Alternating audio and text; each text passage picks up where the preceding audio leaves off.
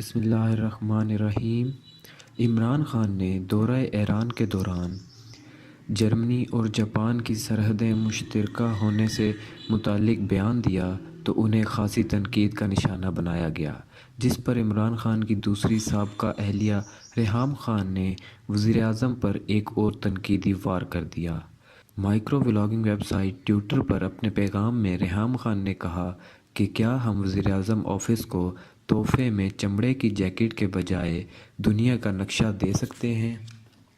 قبل ازاں مائیکروبلاگنگ web site Twitter پر ریحام خان نے کہا تھا کہ تاریخ کا کیا ہے نئی بن جائے گی، اور جغرافیہ بھی جو کپتان لائے ہیں جغرافیہ تبدیل ہونے کے متعلق اچھی طرح واقف ہیں، اس لیے کپتان نے جو کہا سچ کہا۔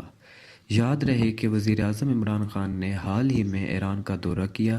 اس موقع پر عمران خان نے ایک بیان دیا جس میں انہوں نے کہا کہ جاپان اور جرمنی کی سرحدیں آپس میں ملتی ہیں۔